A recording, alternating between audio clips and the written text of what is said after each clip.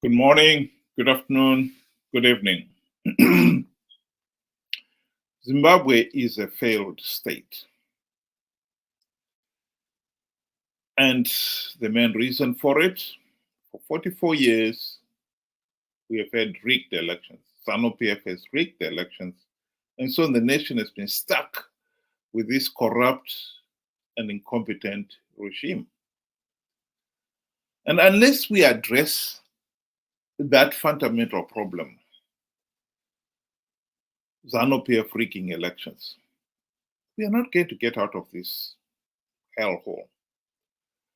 The prospects of the nation going into 2028 elections and those elections being rigged, the prospect is real. And we cannot pretend that we've made any progress. We are not making any progress at all. If anything at all, the signs are we are heading straight for a repeat of 2023. Here is a typical comment from one.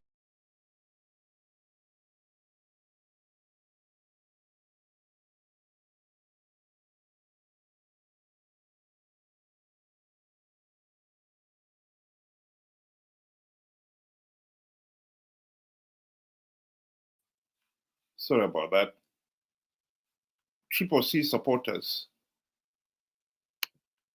who are adamant that Chamisa is the answer. Let's just read that comment. Peter says, the way Zanu PF officials and varakashi like to talk about Chamisa, you would think he is running a parallel government with his own Ministry of Finance, with his own army, with his own police, with his own courts. His name stays at their mouths. His only crime is being the people's favorite. Good evening, Ben. What do you have to say to that one? Good evening to you all. I think people do not understand what happens each time we go into an election. They see the rallies that Zanu PF does, and they want to compare with the rallies that Chamisa does.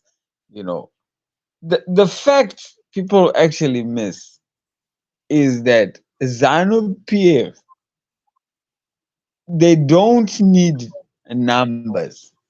They whether Chamisa has got everybody in Zimbabwe and Zanu PF has 500,000, and they can transport those 500,000 and make them, attend those rallies and let the world perceive to think that they have supporters galore. That is all that is needed to create that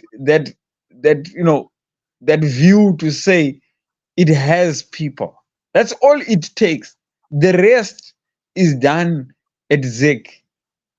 This is what people think, fail to understand. Yes, he's got millions of people that support him. I mean, surely, the numbers say that Chamisa is one of the most, popular, if not the most popular figure in Zimbabwe. But it counts for nothing once Zanu PF vote rigging machinery is turned on. It counts for nothing. To say that he's always on their mouths and what, well, that is a matter of opinion. It is his own opinion to think that Zanu PF spends more time thinking about Chamisa and stuff like that. But for me, what I think is everything is done at ZEC. It doesn't matter whether we are Everybody can cast a vote, and as long as there is some that just Zanu needs just to show the public or the world that it too has support, and that is all it takes. And they will welcome each and everybody that is queuing up to go into these elections. They want that day, such that it shows that there is democracy in Zimbabwe. You see, people voted in numbers peacefully. That is what the image that they want. To say all this here, I think is just a waste of time. It is nonsense. It doesn't help anything.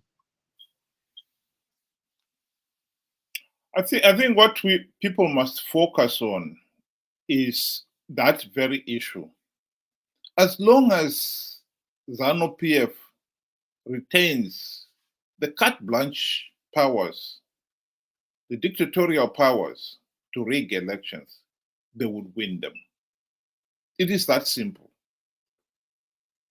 We have got to go back to the late 1990s. The main reason why the people of Zimbabwe wanted the opposition was that they'd come to the realization that as long as ZANU PF is able to rig the elections, there will be no meaningful change. And the opposition, the MDC as we know it, was launched on that basis, that they will implement the democratic reforms to stop ZANU PF rigging the elections.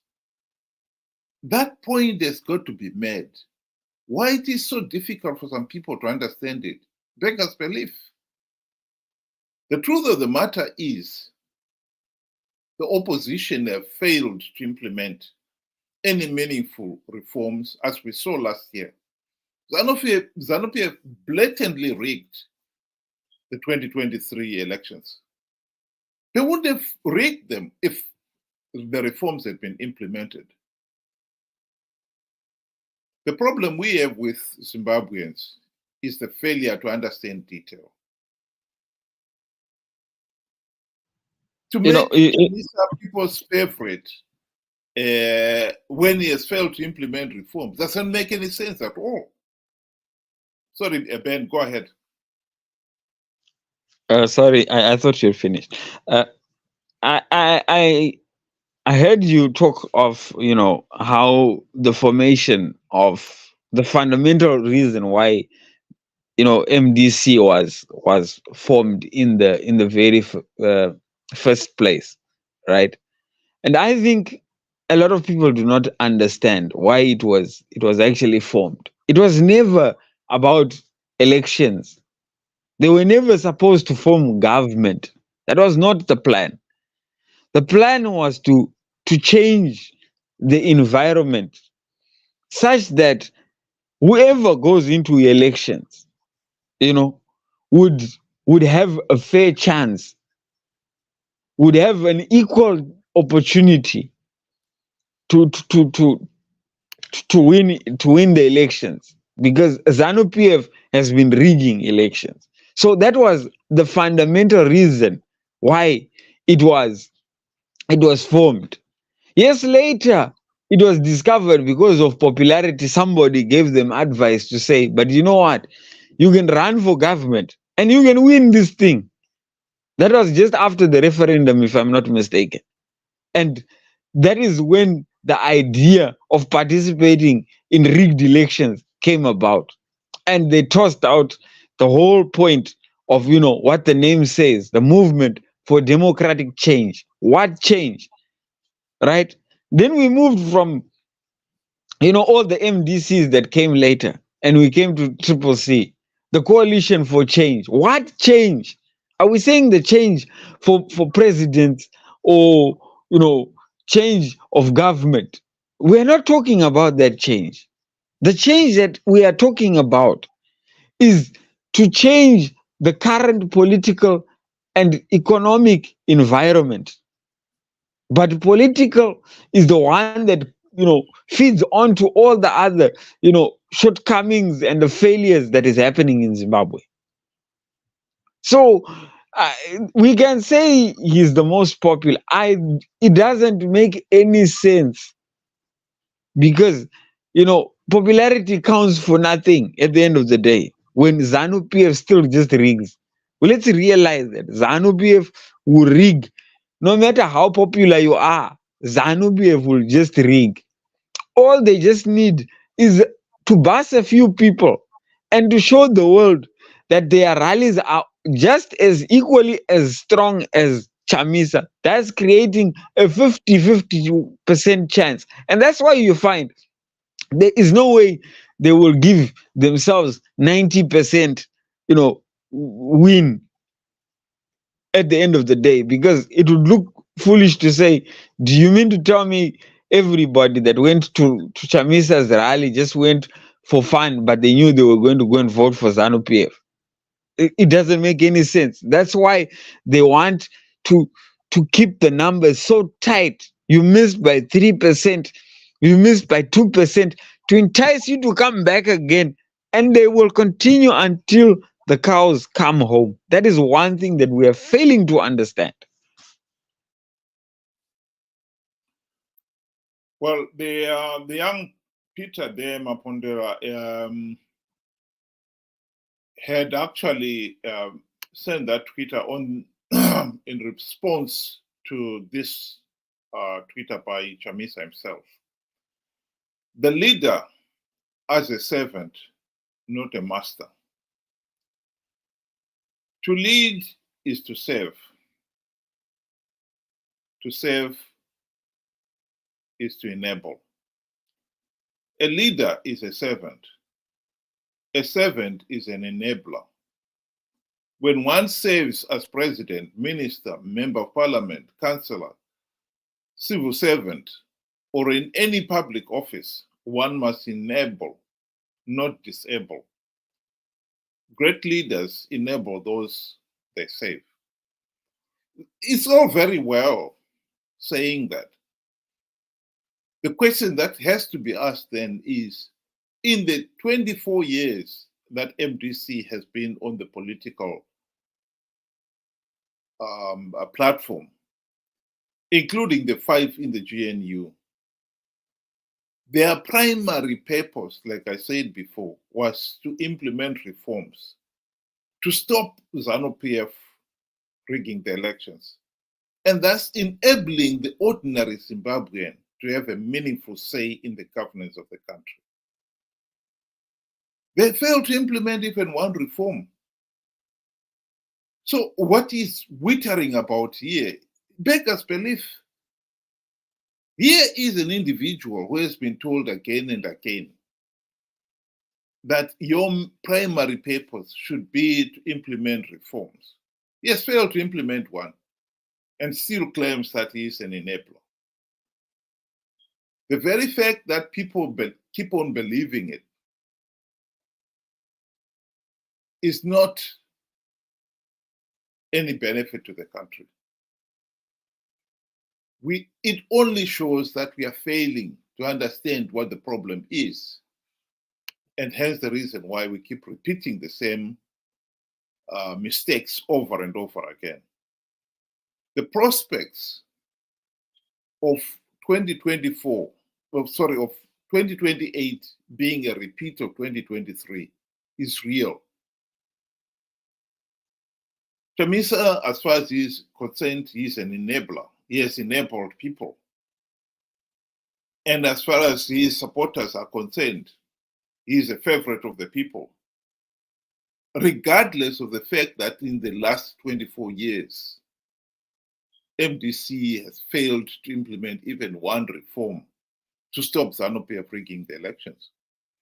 We cannot afford to have a repeat of rigged elections in 2028. But at the present moment, we are heading that way. Without meaningful reforms implemented, and Chamisa has no intention of getting any meaningful reforms implemented. If you fail to get any meaningful reforms implemented during the 2008 to 2013 GNU, when he had the golden opportunity to do so, he had the backing of SADC. One wonders how he's going to do it now. particularly now when his Triple C, the few members of parliament who are there still now, they've imploded. There are as many as 4 factions of Triple C now in parliament. And he himself has completely abandoned that party completely. I don't see any reforms being implemented by Chamisa. He is mobilizing his supporters to participate in 2028, just as he mobilized them, telling them lies, such as I've plugged all the vote rigging loopholes, when he had not done so. When he had failed to even ensure that there was a verified voters roll. When he failed to even deploy election agencies at polling stations, even when he had been given the money to do so. The truth of the matter is, Chamisa is going to mobilize his supporters who are indifferent to detail, to put it mildly. They don't care about detail. They will participate because he tells them to participate. Not knowing that by participating, you are giving Zanu PF legitimacy and thus perpetuating the dictatorship. The country cannot afford that. Zimbabwe cannot afford another rigged election. What is the way forward? Well, I'll repeat. The way forward in this case here is to make sure that ideally get the reforms implemented, but I don't see that happening. So this plan B is to make sure that people do not participate in flawed elections. SADC and the AU did Zimbabwe a great favor in the 2023 elections by condemning those elections as flawed.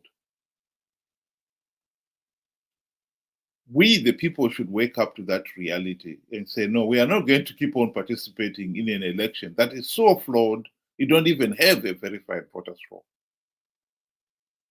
We don't want SADC to tell us again that those elections are flawed. What have we done to make sure that elections are flawed, are not rigged? That is the question that Chamisa is not asking. He doesn't want to ask it. All he's interested in is convincing people that he can win rigged elections. We really have to wake up. The fight for free, fair, and credible elections is probably the biggest fight of our generation. And the idea that we can go into 2028 with no reforms, being told that by Chamisa that he's going to win big, he has got some strategies of winning rigged elections, and we participate and give Zanu PF legitimacy, is an outrage. People like our friend Peter there has no clue what he's talking about. Nelson Chamisa cannot be people's favorite when he misled them. He is the one who conned them into participating in flawed elections last year. He is the one, together with his friends at MDC, who failed to implement even one token reform during the GNU when they had the golden opportunity to do so. How can somebody like that still be considered your favorite? We really need to wake up. The fight for free, fair, and credible election is the greatest fight of our generation. And the way we are being misled by people who are so gullible, they will believe anything that Chamisa tells them, even when he has proven beyond all reasonable doubt that he is corrupt and incompetent and utterly useless. Beggars belief. Ben, you can go ahead and give your concluding remarks. So in conclusion, I would say, a lot of people would think that, if the implementation of reforms is a very daunting task given the way how ZANU PF operates, or how ZANU PF has the majority in parliament, and all that. I would say, again, SADC has come to our rescue. The AU has come to our rescue. They have written recommendations, and those recommendations are just as good as reforms. You don't need to write if you do not know what you're talking about. Just take those and say, they said this was illegal, the process was illegal, the process was flawed. We are not going to participate because of this until we fix or implement these recommendations that has been, you know sanctioned by SADC, a group, an organization that Zimbabwe is part of, and that is a signatory to. They have to abide by their laws. You have to just demand to say this is what it is. Otherwise, we would not. And if SADC is to come in the 2028 election and come and observe, knowing that half of the population in Zimbabwe, or more than half the population, is not participating because they want their own recommendations, SADC's own recommendations implemented, I am telling you, they would side with anybody but ZANU PF. So it is not rocket science. But for us, what is rocket science? I would say is going into an election that we know. I know everybody knows that ZANU PF will never lose an election. We may think Chamisa has got numbers when we are seeing them on social media.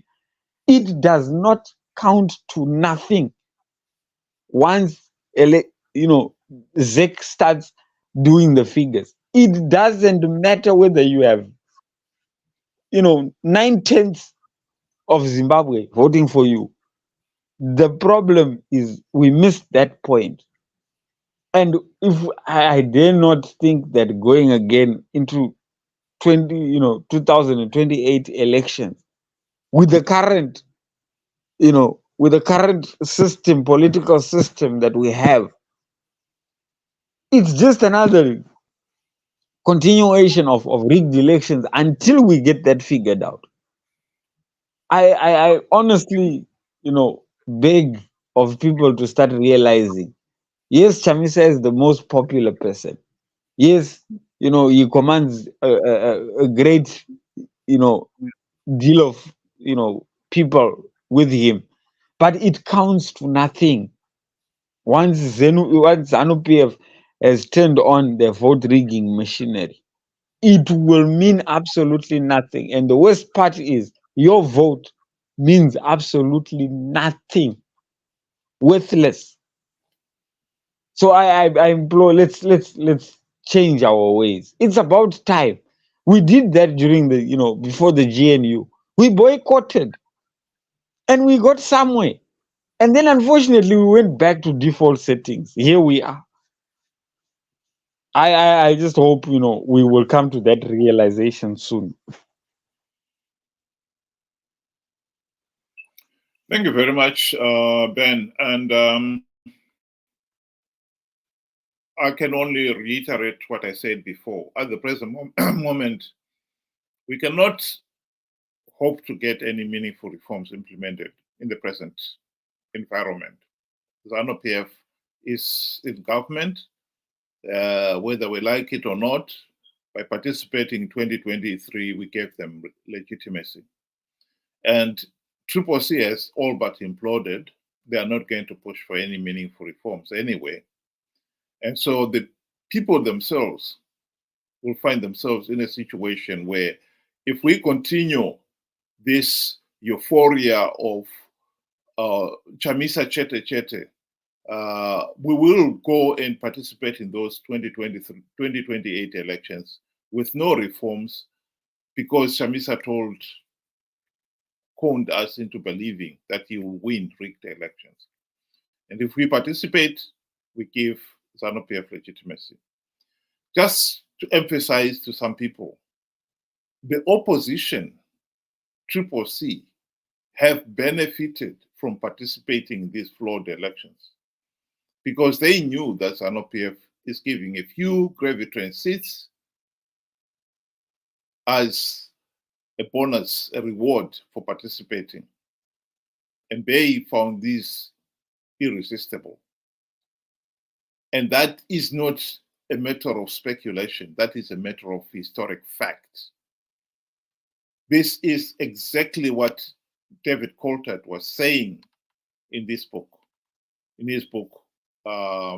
after the 2013 elections. And it is a historic fact. The opposition have been participating in these flawed elections out of greed. And the fact that people of Zimbabwe have not woken up to that reality is another